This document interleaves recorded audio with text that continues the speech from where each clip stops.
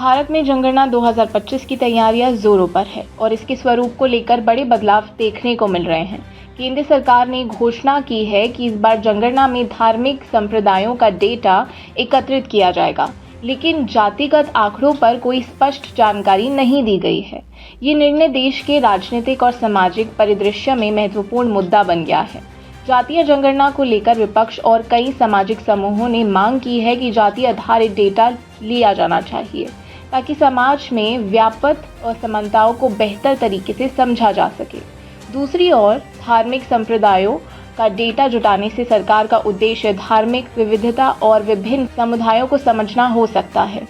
भारत का सामाजिक ताना बाना अत्यधिक जटिल है, जहां जाति और धर्म दोनों ही लोगों की पहचान में महत्वपूर्ण भूमिका निभाते हैं, लेकिन जाति की जड़ें इतनी गहरी है कि ये सामाजिक और आर्थिक अवसरों को भी प्रभावित करती है।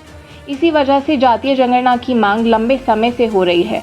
विपक्षी दलों का मानना है कि जातीय जनगणना असमानताओं को समझे बिना समाज में समानता लाना मुश्किल है। इस विचारधारा के समर्थन में बिहार में हाल ही में हुई जाति जनगणना के आंकड़ों को देखा जा सकता है, जिसने इस मुद्दे को और भी प्रासंगिक बना दिया गया है।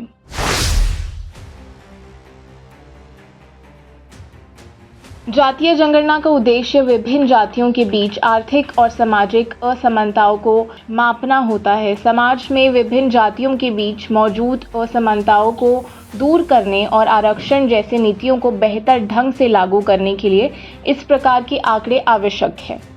जाति आंकड़ों के माध्यम से ये जाना जा सकता है कि कौन से वर्ग अधिक पिछड़े हैं और किन्हें विशेष ध्यान देने की ज़रूरत है। जातिगत डेटा सामाजिक नीतियों के निर्माण में एक अहम भूमिका निभाता है। जातिगत आधार पर शिक्षा, रोजगार और आर्थिक अवसरों में भेदभाव आज भी देखा जाता है। अगर जाति आधारित जनगणना के आंकड़े होंगे तो ये संभव होगा कि वंचित समुदाय की सही स्थिति का अंदाजा लगाया जा सके और उनके उत्थान के लिए नीतियां बनाई जा सके। विपक्ष के नेताओं का मानना है कि जाति जनगणना से समाज में व्याप्त असमानताओं का बेहतर विश्लेषण किया जा सकता है। कांग्रेस, समाजवादी पार्टी और राष्ट्रीय जनता दल जैसे कई दल इस मांग को लेकर मुखर हैं। इसके समर्थक ये मानते हैं कि जातीय आंकड़ों से प्राप्त जानकारी का उपयोग आरक्षण नीति में सुधार और वंचित वर्गों को विकास की मुख्य धारा में लाने के लिए किया जा सकता है।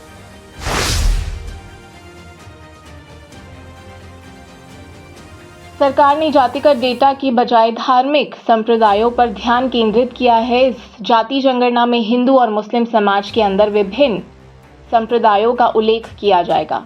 हिंदू समुदाय में कबीरपंथी, रैदासी, सन्यासी जैसे संप्रदायों को शामिल किया जाएगा, जबकि मुस्लिम समाज में सुन्नी, शिया, अहमदी जैसे उप संप्रदायों को जोड़ा जाएगा।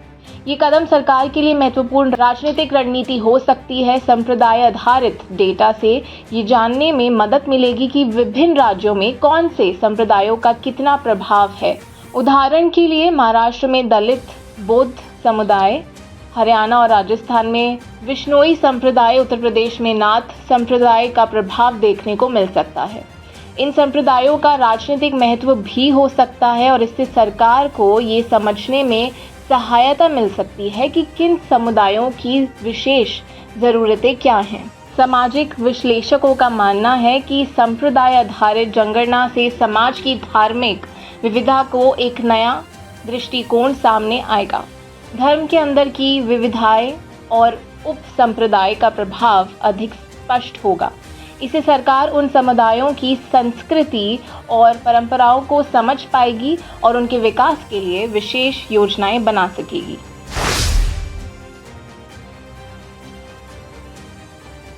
जातिगत आंकड़ों पर चुप्पी के पीछे क्या कारण हो सकते हैं? ये सवाल आम लोगों के बीच में गहराई से सवाल उठा रहा है। जातिगत आंकड़ों एक संवेदनशील मुद्दा है जो जातिगत भेदभाव और सामाजिक असमानताओं की ओर संकेत करते हैं। भारत में जाति व्यवस्था का प्रभाव गहरा और व्यापक है। ऐसे में जातिगत आंकड़े हासिल करना एक चुनौती भरा कदम माना जा सकता है। जातिगत आंकड़ों की मांग करने वाले लोग मानते हैं कि इन आंकड़ों के बिना समाज के पिछड़े और वंचित वर्गों का विकास नहीं हो सकेगा। इसके समर्थक तर्क देते हैं कि जाति आधारित जानकारी के अभाव में समाज के कमजोर तबकों के लिए नीतियां बनाना मुश्किल होगा और इससे सामाजिक न्याय की दिशा में प्रगति रुक सकती है।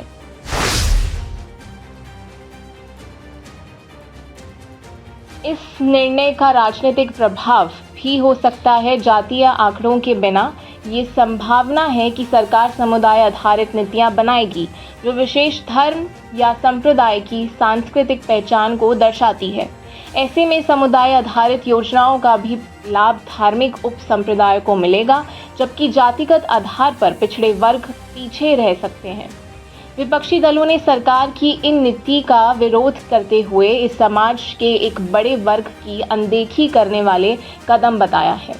उनका मानना है कि जातिगत आंकड़ों की मदद से ही वंचित समुदाय की सही स्थिति का आकलन हो सकता है और इन आंकड़ों के बिना विकास और सामाजिक न्याय की राह में बाधा आ सकती है।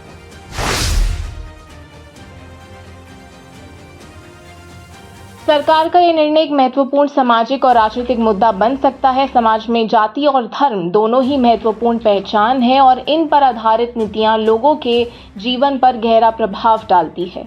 जाति जनगणना के बिना ये संभव है कि समाज के कुछ वर्गों की आवाज़ अनसुनी रह जाए। भारत जैसे विविधता वाले देश में ये निर्णय न केवल सांस्कृतिक दृष्टिकोण से बल्कि राजनीतिक दृष्टिकोण से भी महत्वपूर्ण है। समाज के सभी वर्गों के लिए यह समझना आवश्यक है कि जाति जनगणना में किस प्रकार के डेटा एकत्रित किए जा रहे हैं और ये डेटा उनके जीवन और उनकी पहचान पर कैसे प्रभाव डालेगा। संप्रदाय आधारित जाति जनगणना का उद्देश्य स्पष्ट है, विभिन्न समुदाय की सांस्कृतिक और सामाजिक आवश्यकताओं को समझना, लेकिन जातिगत असमानताओं को दूर करने के लिए जातीय आंकड़ों का होना भी उतना ही आवश्यक है। जनगणना 2025 को लेकर सरकार का यह निर्णय एक गहरे सवाल को जन्म देता है। क्या धार्मिक संप्रदायों के आधार पर आंकड़े जुटाने से समाज में व्याप्त असमानताओं को दूर किया जा सकेगा या जातिगत आंकड़े भी समान रूप से महत्वपूर्ण हैं? ये देखना महत्वपूर्ण होगा कि इस निर्णय का समाज के विकास पर क्या असर पड़ता है और किस प्रकार की नीतियां आगे बनाई जाती हैं।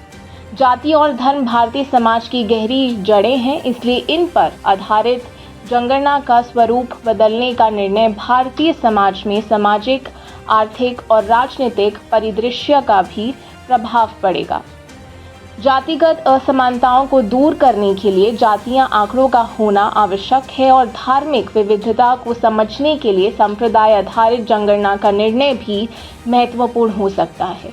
ये देखना दिलचस्प होगा कि सरकार इन दोनों पक्षों में संतुलन कैसे स्थापित करती है और कैसे एक समावेशी समाज की ओर कदम बढ़ाती है। और आप हमसे जुड़े रहने के लिए सब्सक्राइब करें YouTube पर, फॉलो करें Twitter पर और लाइक करें Facebook पर। और ज्यादा जानकारी के लिए आपको टाइप करना होगा सिर्फ न्यूज़ नशा।